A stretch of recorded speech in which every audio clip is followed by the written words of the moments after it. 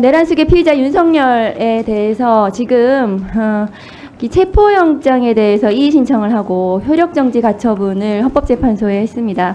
헌법재판소 사무처장님 맞나요? 예, 지금 사건이 접수돼 있습니다. 접수되어 있죠. 예. 지금 체포에 대해서는 체포영장을 집행하고 형사소송법상 체포적부심으로 불복하는 것 외에는 다른 제도가 없습니다. 그런데 피의자 윤석열은 모든 것을 정쟁화시킵니다. 이렇게 마치 무슨 이 불복할 수 있는 제도가 있는 것처럼 법기술자이죠. 그건 4년 전에 감찰할 때도 마찬가지였습니다. 소추 사유도 마찬가지입니다. 내란죄를 내란 행위로 바꾸고 내용을 그대로 둔 것입니다. 그리고 헌법적 판단을 받겠다는 거거든요. 사무처장님, 예. 헌법재판소에서 윤석열에 대해서 내란수괴죄를 인정하면 형사법정에서도 내란수괴죄 인정이 됩니까? 죄송하지만 다시 한번. 예. 헌법재판소에서 윤석열에 대해서 내란수괴죄를 인정하면 윤석열에 대한 형사법정에서도 헌법재판소에 귀속돼서 내란수괴 인정이 되냐고요. 헌법재판소에서 내란수괴죄를 인정을 하면 인정을 어떻게 한단 말씀입니까? 아니 지금 국민의힘에서 주장하잖아요. 내란수괴죄를 넣어야 된다고. 헌법재판소에서 내란수괴죄를 인정을 하면 형사법정에서도 그에 기속해서 헌법재판소가 내란수괴죄 인정했으니까 형사법정도 내란수괴죄 인정을 한다. 이런 제도가 우리나라에 있습니까? 사법체계에. 있습니까? 헌법재판소가 무슨 전심도 아니잖아요. 그러니까 범죄 성립 여부에 대해서 그렇습니다. 판단할 권한이 없습니다. 네, 헌법재판소는 범죄 성립 여부에 대해서 판단할 권한이 없습니다. 그래서 헌법재판만 받겠다고 정리한 거예요. 탄핵소추 사유를. 그런데 박근혜 때도 마찬가지로 그렇게 했어요. 범죄 성립 여부는 판단 안 받겠다고 권성동 원내대표가 했습니다. 본인의 과거를 지금에 와서 부정하는 겁니까? 왜 모든 것을 그렇게 정쟁화해가지고 국민들끼리 싸우게 만듭니까? 내란 수괴가. 이해가 안 됩니다. 그리고 반대를 하려면 탄핵소추단에 들어와서 반대를 하세요. 왜 소추단에 국회의원들 지금 민주당, 조국혁신당 다 개혁신당까지 들어가 있어요. 본인들이 왜 안 들어와 있습니까? 거기에. 참여를 안 했어요. 와가지고 의견을 냈어야죠. 왜 안 들어오고 밖에서 저렇게 정쟁화시키는지 이해를 못하겠고요. 윤석열의 이 끝도 없는 정쟁화, 그것이 예상되기 때문에 탄핵소추 사유를 정리를 해서 헌법재판만 받겠다는 것이 탄핵소추단의 의견입니다. 화면 좀 띄워주세요. 공수처장님, 체포영장 집행을 방해하는 것은 전직 법무부 장관의 저 말에서도 알 수 있죠. 법원이 발부한 영장 집행을 힘으로 막는 것은 범죄의 영역이다. 누가 한 말입니까?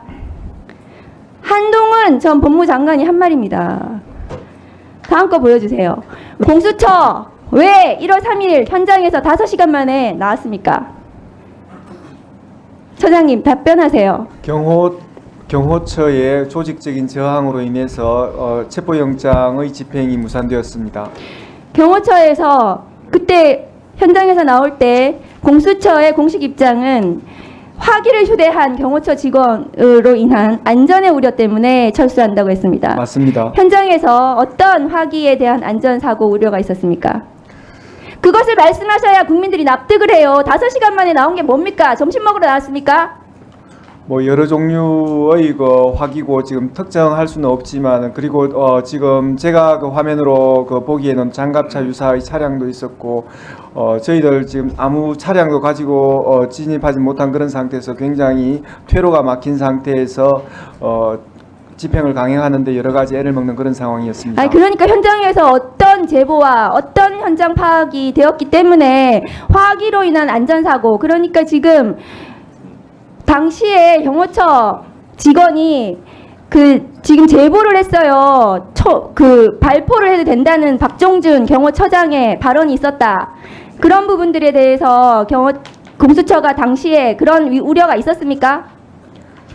어쨌든 그 심리적으로 또 물리적으로 여러 가지 위협을 느끼고 자칫 그 충돌로 인해 가지고 그 물리적 충돌로 인해서 뭔가 대단한 프레임 전환이 일어나면 저희들이 그 수사하는 걸 넘어서 여러 가지 나쁜 영향을 미치겠다는 그런 판단으로 그 더욱 집행해 나가지 못하게 했습니다. 지금 저 경호처장이 저렇게 버젓이 법원이 적법하게 발부한 법원이 2번이나 판단했습니다. 적법하다고 서울 서부지방법원에서요.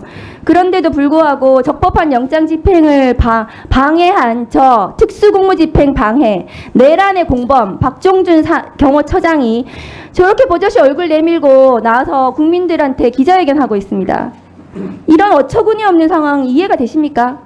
이거는 윤석열식 언론 플레이거든요. 4년 전에도 마찬가지였어요. 감찰할 때도 밑에 부하 검사들 내세워가지고 자기는 뒤로 숨고 마치 불법한 감찰을 하는 것처럼 온 검사들 다 동원해가지고 언론에 저렇게 들이밀어가지고 동네방네 떠들게 하고 저래가지고 저 사람 지금 잡아야 되는 거예요. 현행범 체포를 왜 안 했습니까? 현장에서 국수본에서 하자 그랬는데 왜 안 했습니까? 공수처가. 그런 부분은 정확하게 말씀드리자면 조금 오해가 있는데요. 저희들이 현장에서 다 의견이 합치된 건 아니지만 여러 가지 물리적 충돌, 그 충돌로 인한 그 부작용을 막기 위한 그런 판단이었지 어느 쪽이 맞고 어느 쪽이 실행을 하겠다는 그런 상황은 아니었습니다. 경호처장이 지금 현행범인인데 왜 체포를 안 해요? 거기서 체포를 하셔야죠. 그리고 공조본부는 이 영장 집행과 관련해서 회의체 형성해가지고 회의 몇 번 했습니까? 이 진압 작전에 대해서. 진압 작전과 관련돼 가지고 지속적으로 서로 협의를 해온 아니 것은 맞습니다. 모여가지고 회의를 몇 번 했냐고요? 회수에 대해서는 제가 정확하게는 지금 모이긴 모였습니까? 제법 많은 숫자로 모인 걸로 알고 있습니다. 2차 집행 때는 제대로 진압 작전 성공하십시오. 안 그러면 공수처 그만 폐지하세요. 그런 부분 문제가 없도록 저희들 철저하게 준비해서 성공시키도록 하겠습니다. 네. 네, 수고하셨습니다.